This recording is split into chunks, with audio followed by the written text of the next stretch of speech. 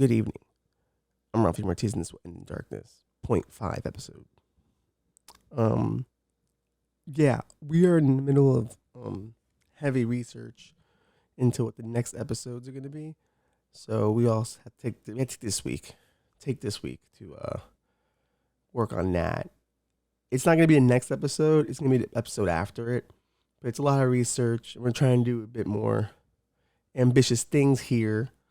You know, try to teach you some things so you're in the loop on some of the references we make in terms of conspiracies, government stuff, and all that. So it's going to be a good topic. It's probably going to be a two-parter episode, if I'm being honest with you. It's pretty expansive because we are talking about the career of one man, and you have to get it right. You know, at least you have to get the events right. Like, that's when editorial comes in. And I will definitely have a way of feeling about this man. Make no doubt about it. You know, I'm not going to hide that. You're going to know. So, but it is going to be interesting. I'm excited for it. You know, just kind of writing it because I do have to write it. Like, it's not something you can really wing. You know, it's something that you got to be informed on and typed up. And that's what we're doing. But I didn't want to leave you without anything for this week. So I figured let's do these .5s. And also, like, making the .5s only audio will make me do more video episodes on the regular. Because the episode isn't for real until there's video component. So I like that kind of challenge, vagging that on to myself. We'll do that together. It'll keep me honest. But now that has happened, really. I'm not keeping, pace on the Johnny Depp Amber Heard trial. I'm not. I have no idea what's going on with it. I just know people are pooping in beds. But it's Amber Heard. I think she's allowed to poop in your bed. She's hot. She's hot, bruh. Hot girls get away with things sometimes. Maybe not things that we would want them to get away with, like pooping in beds, but she's a hot girl. And that's how it works when you're a hot girl. The rules don't apply to you when you're a hot girl. Everyone knows that. It's a well-known fact of life. Ask any hot girl you know. They have gotten free drinks, free food, free accommodations, free stuff all the time because you're hot. And it's interesting. People didn't get mad about that, but I kind of get it. In order to be a hot person, you have to win a genetic lottery. And that's not easy. So you should be showered with gifts. You were that lucky. You know? People who work for it, I guess the kudos in the journey along the way of learning the skills. But if you just grow up hot, you deserve to have the lottery thrown at you. You dodged a bullet. You could have been ugly as fuck. Johnny Depp, I guess, is handsome to some people. Not to me. He's no Ben Affleck. But even he deserves, a little bit of a kudos. You were born hot. Congrats. It's two hot people going at each other. It seems kind of normal to me. I always assumed hot people were weird. Didn't surprise me Amber Heard pooped in his bed. To be a hot person, you have to accept that everything is balanced on you being hot. Because the second you're not, you're out. It's done. Hit the road, toots. That's how the world works, sadly. And listen, that's not even traditional beauty either. I think all forms of beauty go through this. Even if you're a plus size model, it hinges on you being attractive to a certain demographic. That's what modeling is. We can call it whatever we want. We can call it art or whatever. That's fine. I'm all for grifting. Remember that. But it's still at its base. You have to appeal to somebody. So of course it's going to be a little screwy. The one thing your entire life is based on is something you can't really control because you're going to age. Sure, you can start getting the Botox early, but the bills come due. Very few people get away with the Botox in the long run.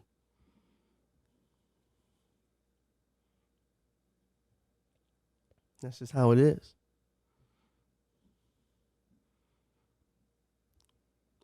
That doesn't surprise me. Two hot people had a really bad relationship, not surprised. I don't think two hot people could be in a relationship together. Someone has to always be a little uglier than the other, I think. And I think we all know who we are. I'm definitely the ugly one in my relationship. If you're the ugly one, hey, shout outs to you. Amber Heard is the beautiful one in that relationship. Sorry to say. Even though Johnny was abused. Hey, Johnny was abused. But Amber Heard is hot. So, listen, misogynistic as it sounds, gotta let it happen. I'm sorry, just gotta let it happen. You just gotta take the abuse, dude. Take the abuse. No, I don't believe that. I actually feel bad for him. It's weird to see a guy like Johnny Depp be abused. He's such a delightful clown in all his movies. So to think that he gets abused, it's weird. You would abuse Captain Jack Sparrow? That's really fucked up. That's Captain Jack. That's sadly Willy Wonka. That's Edward Scissorhands. You're abusing Edward Scissorhands? That's fucked up. He'd suffered enough abuse in that movie. All his films really are abuse if you think about it. So come on. He don't need that shit at home. I feel bad for the guy. But Amber Heard is hot, man, and that's something that cannot be understated. We have to address it. Sorry, it's clearly a part of the evidence. If I'm being honest with you, it's part of the evidence. Now, does she look as good as she used to look? No.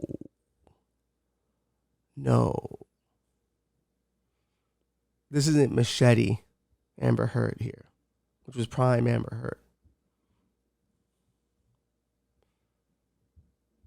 Maybe she wasn't abusive then. That would make it her prime then. But now she's not in her prime and she's abusive. It goes to show you when the beauty starts to fade, maybe so does the civility, the humanity, the modern day hot person.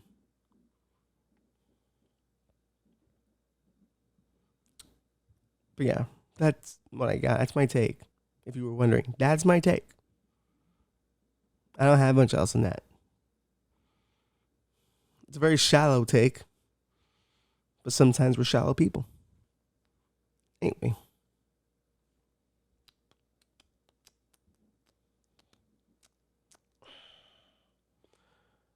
But yeah. What else has happened? Well,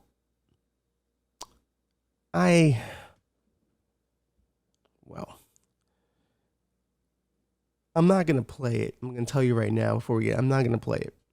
You're just gonna have to imagine it.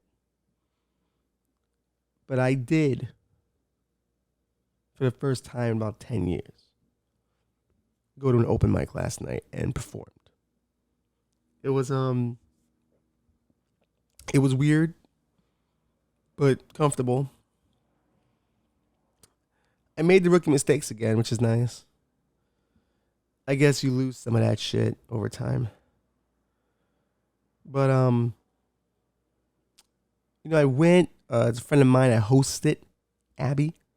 It's Pizzagate 2 because there's free pizza at the mic. Even though I'd be interested in the Pizzagate sequel. We do need a new conspiracy theory. We've run out of them. QAnon didn't stick. It relied on Trump too much. Wasn't a good conspiracy theory. You can't build it around people. You have to build it around anonymous groups that you can't see that are esoteric in nature. That's how a good conspiracy rolls. How it survives and thrives on. But I did perform. I did a couple of bits that I had done previously on this show in a condensed 3-minute version. You can imagine I had to go pretty fast, and I did go pretty fast. Rookie mistake. Shouldn't have done that. It was 3 minutes set, or supposed to be timed 3 minutes. Ended up being 2 minutes, 39 seconds, and I was a little disappointed in myself because I had time. I didn't keep time in my head. That was a problem. Or have like a clock somewhere. I could have done that. But I'm an idiot. I don't think about these things until it's too late. There is video footage of it, but I'm not showing that to anyone. That's for me and my friends to make fun of me with. Was it a bad set? No. Wish. Here's the problem. I sped through it. And I guess because the adrenaline got so high as went. The way I normally go on here, but faster. So essentially, how I actually talk in real life. We know this is how I talk in real life, but super engaged. Like, think of it like Super Saiyan Ralph. Just shooting the entire time. Not coming up for air. Couple of laughs, couple of groans. I can live with it. Crowd filled with other comedians, so it's a little different, a little harder to make them laugh because you're amongst your peers. You're really just there to get the reps in. It's gym. It's a gym, you know what I mean? Like, you're doing lifts, No one really applauds all the lifts. You applaud the most interesting lifts or the heaviest lifts. But it was the first time in 10 years. I didn't mention it. My boy Abby reminded me that a lot of people do mention it. To kind of get that sympathy. As we call in wrestling, a cheap pop. I didn't want a cheap pop. I just wanted to go in there as dry as possible. And I did. And then I originally was going to go up. Around 10 a.m. that day, I had talked to the boys. They were talking about going to the open mic. And Mike was like, you should go up. You know what I mean? And I was like, I don't know. I don't think I have anything. He's like, oh, you don't got to do 3 minutes. Like, some people do a minute up there and they come back down. So I thought about it and went, you know what? If I'm into it by noon, I'll go do it. But by 10:30, I was already writing and condensing it on the off chance that I decided to do it. Luckily, work was dead that day, so I was able to practice, perform it, and get it down right. But even on my way there, I still wasn't 100% convinced that I was going to go up. You always leave that percentage for error. It's not that I'm afraid to. It's that I has always felt that I need to be a bit more right and put together. Given that I had done this before, at least for 2 years before. So, I kind of wanted to do it in a more controlled way, I guess. To maximize win instead of, effort. But I got there, talked to my girlfriend about it. She encouraged me. And so, I talked to a few other people, just I'm thinking about it. I actually ran into a coworker on my way there. I told him I was going, so I might go up. He said, you should. That takes balls. You should go up there. So I went, I did. Wasn't nervous about it. I just really wanted to do it already. And just get it done and get it past me. I kind of did I care how the set went? Yeah, but this was more like a forcing a set out just to whatever bomb or reaction I get. I just finally have one now and I can just move on to the next thing or the next stage of it, get past the initial whatever. And it was good.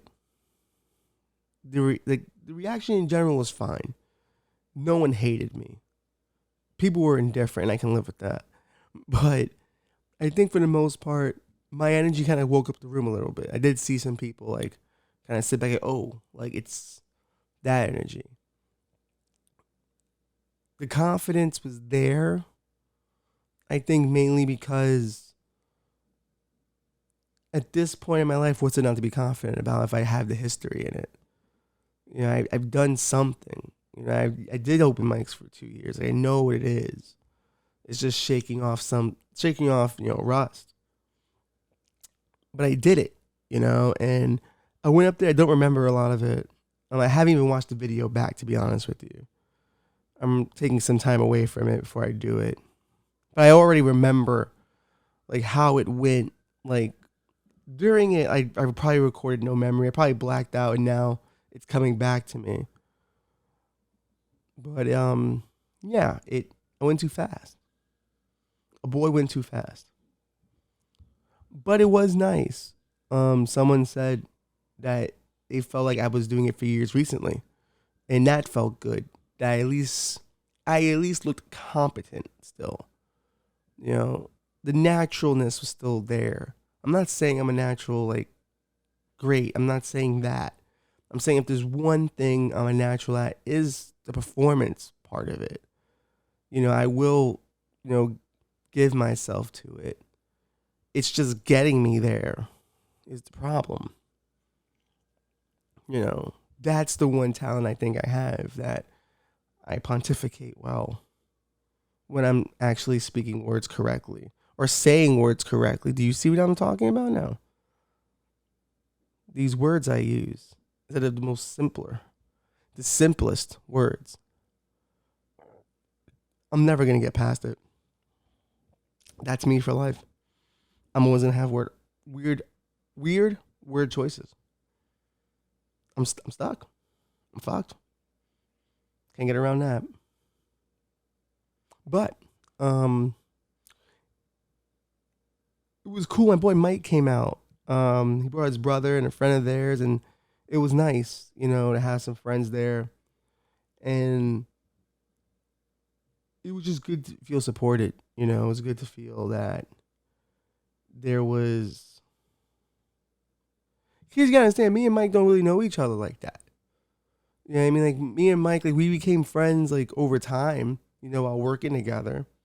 We're still early in our friendship. And for him to do that was really cool and really sweet. Like, to be there.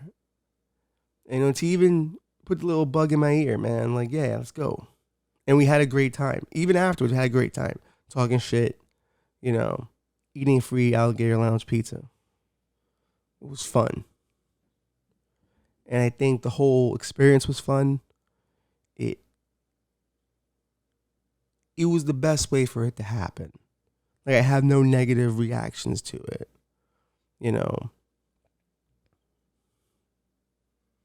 I do want to get up again.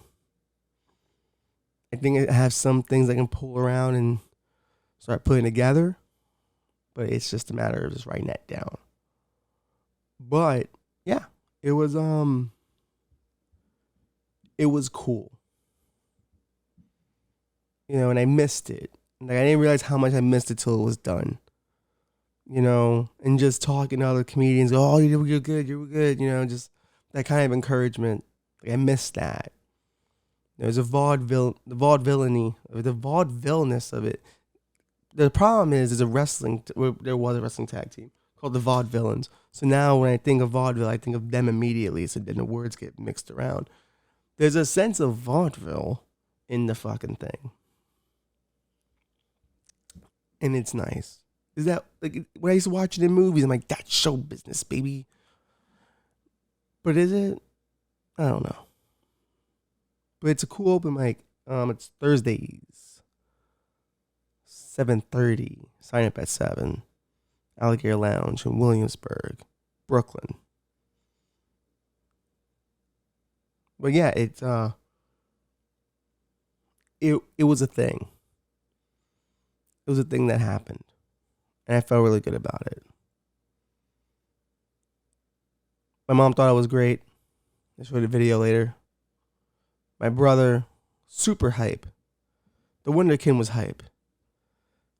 The Wonderkin was texting me paragraphs, bro. You know how hype he has to be to text a brother paragraphs? Normally he just waits till I walk through the door, but he couldn't wait.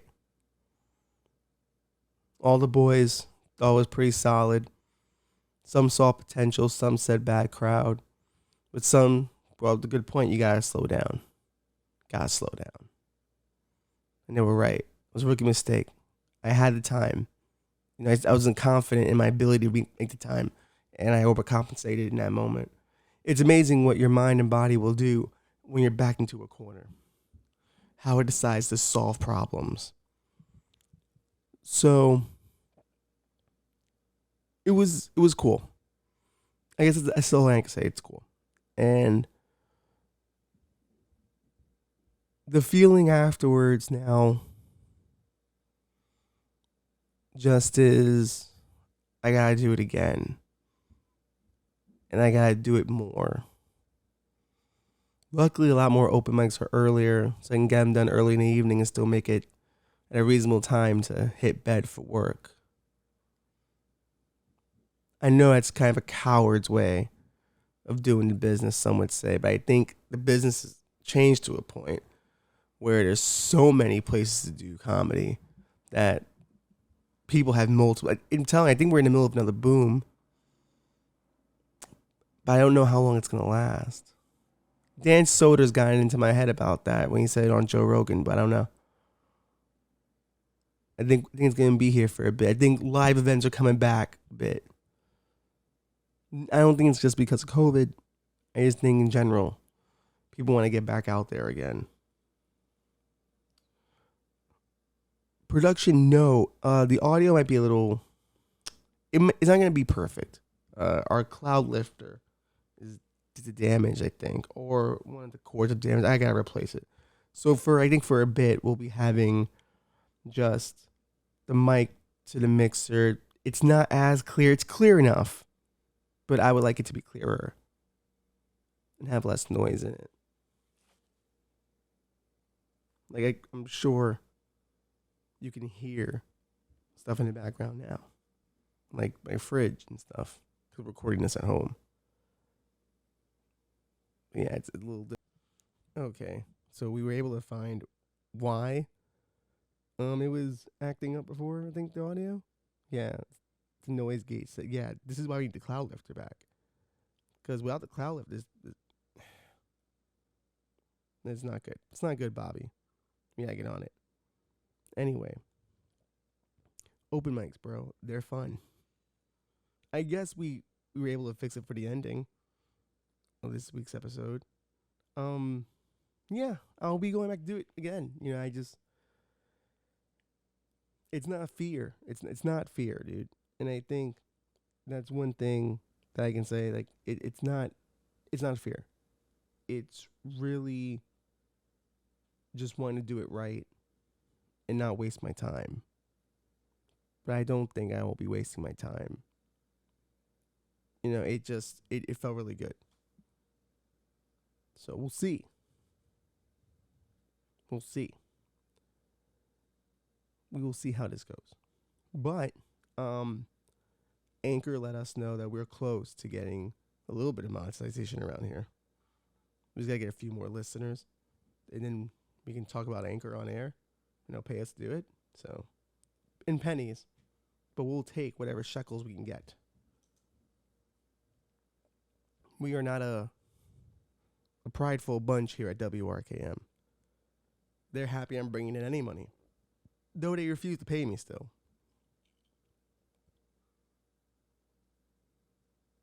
I don't know how long this contract's going to work out. Even just give me the laundry detergent money that everyone else is getting. I can promote laundry detergent. We're going to get our own sponsors around here. Yeah. We're going to call companies directly and get our own sponsorships. And we'll even produce their merch. Yeah, that's what we're going to do. Watch out, WRKM. Ralph's on the marketing prowl. Sponsor Alley. I don't know. We'll see. We'll see. Maybe we'll get a few more listeners to this podcast, do stand up. I don't know. Who knows? The world's open. The world is open. Or is it? Or is it?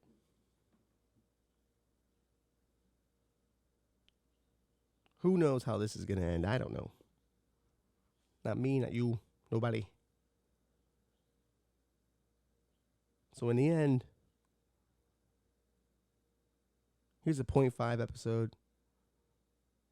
We'll be back with a video episode next week.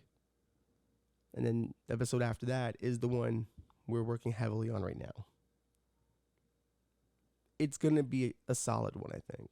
I'm not going to say it's going to be great, but I am really proud of the work we're doing for it. Yeah. And hopefully it reaches a different demographic, you know? Teaching topics, talking history, that could be really fun. Anyway, with that being said, should we have the typical goodbye for the 0.5 episode? Should we do something different for the 0.5? I don't think so. I thought about it for a brief moment, and I have decided against it. That's how quickly decisions get made around here. But no matter what I choose, I know we both know how this one is going to end.